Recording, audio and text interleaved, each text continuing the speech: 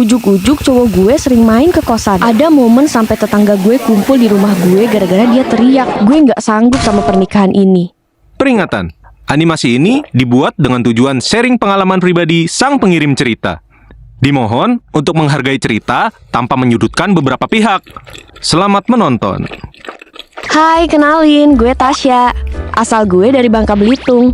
Jadi, kisah ini perjalanan hidup gue yang bikin gue agak trauma karena pernikahan dini. Kisah ini dimulai ketika gue lulus SMA pas umur gue 17 tahun. Waktu gue SMA, gue udah punya cowok, namanya Rian. Umurnya terpaut 2 tahun lebih tua dari gue. FYI, Rian ini tetanggaan sama gue. Rumahnya cuma kepisah sama satu rumah. Iya, pacar gue memang dekat, 5 langkah dari rumah. Jangan sambil nyanyi ya lu pada. Walaupun dia tetangga gue, dia udah kerja di kota, di sebuah klub di kota Pangkal Pinang. Pas gue sekolah tuh, gue pengen buru-buru lulus biar gak LDR sama cowok gue lagi. Jarak perjalanan Bangka Belitung ke Pangkal Pinang ya kira-kira 2 jam ke tempat dia. Makanya dia gak pulang pergi dan milih ngekos di sana. Nah kan gue udah lulus ya. Jadi gue mulai ikut kerja sama saudara gue di restoran gitu. Dan kebetulan resto tempat gue kerja lumayan jauh, jadi gue harus ngekos. Tapi yang membagongkan, ujuk-ujuk cowok gue sering main ke kosan dan sering nimbrung mulu di kosan. Lama-lama gue sama cowok gue satu kosan. Jangan ditiru ya guys ya. Emang salah banget gue nurut-nurut aja dan akhirnya susah sendiri gue. Setelah tinggal bareng, gue jadi tahu sifat aslinya. Ternyata dia red flag parah cuy. Pacar gue posesif banget, kasar, sok jago, aka so berani pokoknya. Bawaannya mau gelut aja dia tuh sama orang lain. Ada satu momen yang akhirnya gue sesali. Gue sama dia skidi papap. Dan dari sini hidup gue sengsara. Gue super duper dikekang. Gak boleh ini, gak boleh itu. Bahkan gue gak boleh kerja. Akhirnya kita jadi sering berantem.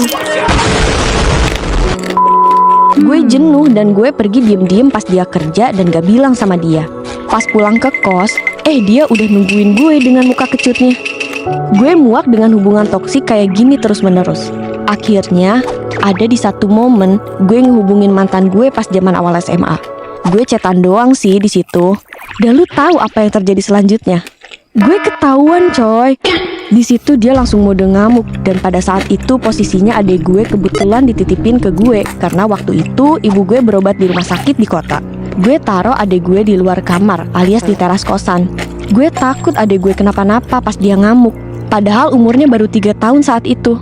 Sampai akhirnya ada yang ngamanin adik gue. Gue kepengen kabur bawa adik gue, tapi gak bisa. Pintu depan dia kunci dan dia ngehadang gue di pintu keluar. Dia banting semua botol kaca dan ngambil kabel mau bundir. Gue rebut tuh kabel dan kaki dia berdarah karena pecahan kaca. Tangan gue pun ikut berdarah karena rebutan kabel yang dia pegang. Gue nangis sambil nenangin dia biar gak bertingkah aneh. Gue ke kamar mandi. Gue pun langsung ambil HP dan telepon ibu gue minta dijemput karena udah gak tahan di sini. Akhirnya ibu gue jemput gue sama adik gue. Gue sama sekali gak cerita apapun sepanjang perjalanan di mobil soal apa yang terjadi barusan. Gue cuma diem dan sesekali ngusap air mata gue. Nah, stupid bin bahlulnya gue, beberapa hari setelah kejadian itu, gue luluh karena dia mau ngelamar gue. Gue entah kenapa gak ada tenaga buat nolak. Mungkin takut juga kali ya, apa kesirep, gak paham deh gue. Akhirnya, gue nerima lamaran dia dan kita ngadain acara lamaran. Abis lamaran, beberapa hari setelahnya dia keluar kerja dari klub itu dan nganggur. Dia minta gue pindah kerja deket kosan kita dulu. Akhirnya gue turutin tuh. Dan dia masih nganggur. Otomatis kebutuhan kosan sama kebutuhan dia, semua gue yang nanggung. Ya lama-lama gue risih dong. Pengen balik aja gue, tapi gak bisa. Dia keluar lagi mode ngamuknya yang nyakitin diri dia sendiri. Usut punya usut, nyokapnya dia gak suka banget sama gue.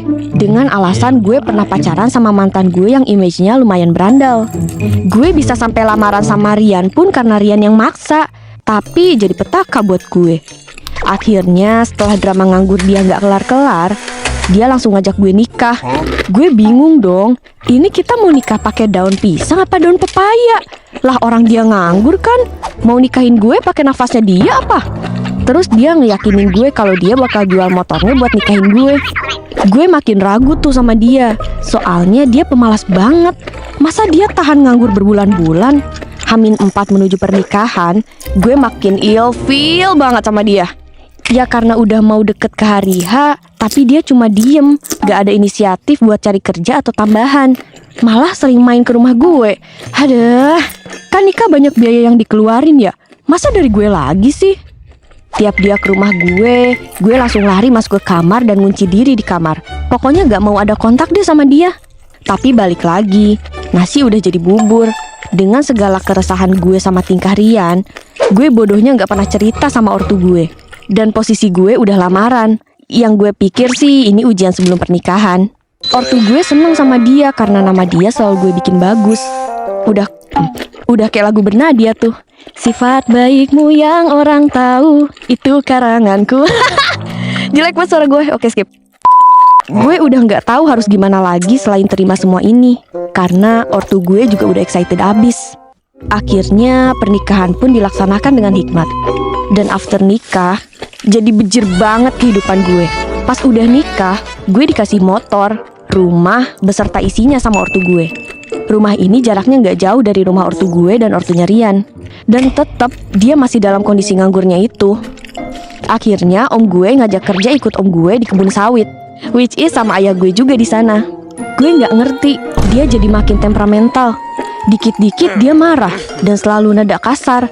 Bahkan beberapa kali bilang, nyesel nikah sama kamu. Lah, dikata gue enggak apa. Pokoknya after nikah, tiap marahan sama dia, gue selalu ngurung diri di kamar kosong.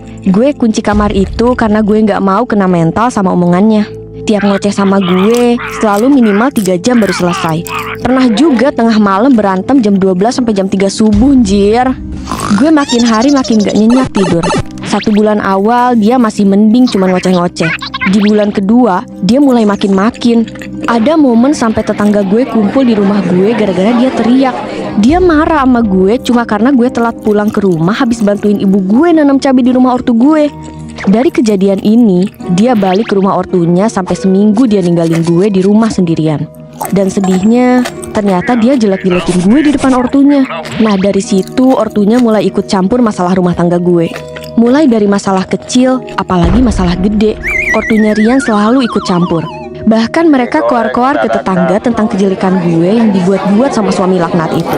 Hubungan gue sama mertua pun renggang. Sampai kalau Rian marah, selalu ngajak pisah dan minta cerai. Berarti gue udah ditalak kan? Pernah gue lagi hate, terus dia minta studi papap. Gue bilang gak bisa karena kesehatan kan. Dia marah ke gue dan bawa semua barang pulang ke rumah ortunya. Gue gak sanggup sama pernikahan ini. Gue cuma pasrah. Gue makin gak bisa tidur sampai pagi.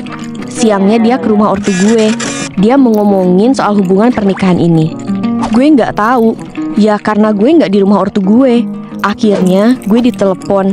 Mungkin biar gak ribut di rumah ortu gue. Kali ini gue gak mau diem lagi. Karena selama nikah, gue udah terlalu banyak ngalah dan sabar. Malah bikin dia seenaknya injek kepala gue. Akhirnya, ibu gue ngajak ke rumah om gue sama si suami dakal ini dan orang tuanya juga. Om gue nanya gimana kisah kita selama nikah dari sisi laki-laki dan perempuan. Setelah diskusi panjang, gue kasih 1 kesempatan terakhir lagi. Gue sama Rian balik ke rumah kita. Hari berlalu, dan Rian gak pakai kesempatan itu dengan baik. Dia balik lagi ke rumah ortunya. Dan kali itu gue ikutin ke rumah ortunya. Gue sampein kalau gue udah gak bisa bertahan dengan sifat dan kelakuannya yang masih kayak bocil. Ortu gue pun setuju dengan keputusan gue. Nyokapnya Rian bilang ke gue, ya udah, kamu pulang aja ke rumahmu kalau mau pisah, biar Rian di sini. Ya udah, gue balik. Lagian posisi pernikahan kita juga udah gak sah karena dia nalak gue gak terhitung saking seringnya. Setelah pisah rumah, gue denger dia lari ke Lampung. Ya udah, keluarga gue dan gue pun pasrah. Berarti emang dia gak mau pertahanin rumah tangga ini. Sekarang gue jadi janda di umur 19 tahun. Syukurnya gue pisah sama dia waktu belum punya anak. Coba kalau udah punya buntut, pasti gue mati-matian perjuangin rumah tangga ini sendirian. Pesan gue untuk semua cewek di muka bumi ini, please jangan talk ya ladies. Kalau emang hubungan lu di awal udah toksik, mending diselesain dari awal. Jangan maksa dilanjutin. karena bakal jadi petaka buat diri lu sendiri. Segitu dulu ya cerita dari gue. Bye-bye. Sungguh kisah yang meremukkan hati. Tapi jangan risau, karena masih banyak ikan di lautan ini. Jika kalian suka dengan kisah ini, jangan lupa klik like, komen, dan subscribe channel Gua Punya Cerita. Ciao.